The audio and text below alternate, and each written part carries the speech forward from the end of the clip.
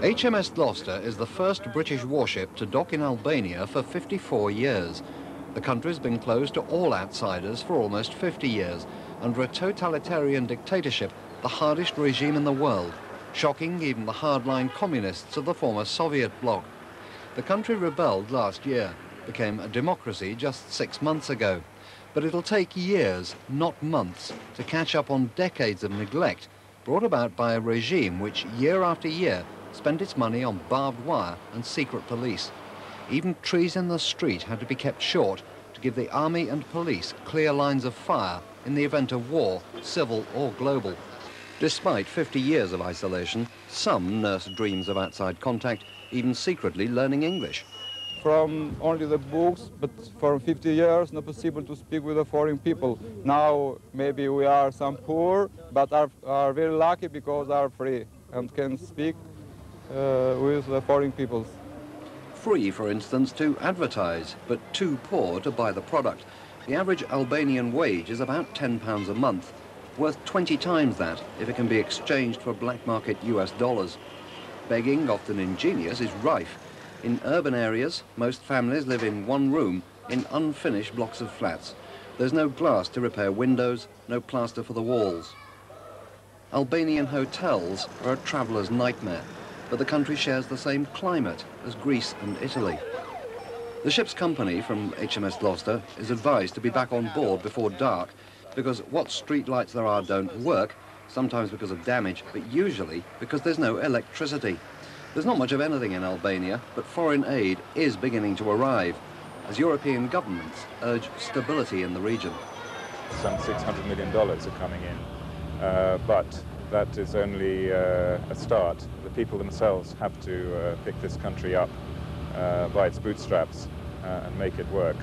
I think they probably have the will to do that. It's very, very early days at the moment. They've only had democratic government since the last 6 months. So it's very early days, but I think they'll make it. With help, like the help the ship's company is offering the city orphanage, neglected for years. Also locked. But the ship has volunteered a day's work tomorrow, so some, including the ship's doctor, must see inside tonight.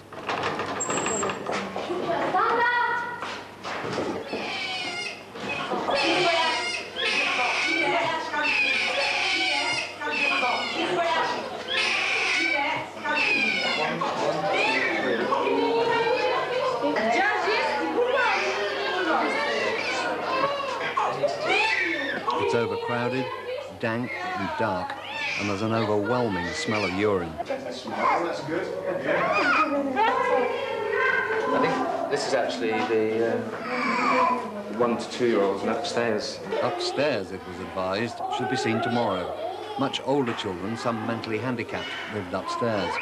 Toddlers, though, live just next door. Doctor, you've been here 15 minutes. What are your first impressions?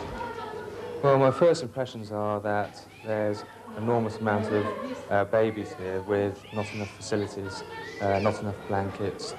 Seems to be a problem with hygiene, and it doesn't look like there's enough workers really for the amount of people that are here, babies that are here. But dedicated workers? They look very dedicated, but obviously not enough, and they haven't got the facilities. There is a damp feel to the place, isn't there? Certainly is. They could do with a bit of heating in here, and that's what we're trying to provide for them. Plumbers, painters, electricians, carpenters, every ship has its craftsmen. 70 from HMS Gloucester want to come tomorrow. What are we trying to get some leaders?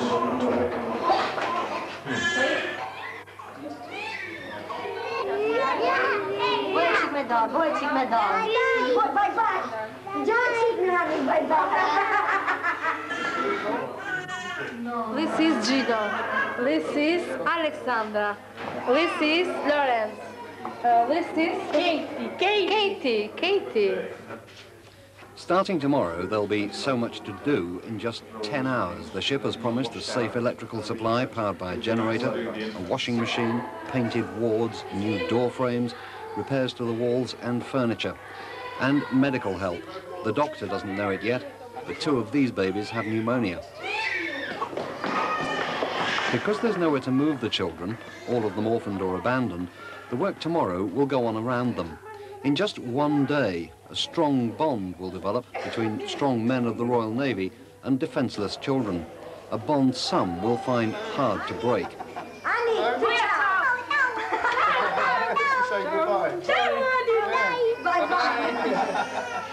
At least until tomorrow, and the Navy's version of Challenge Annika.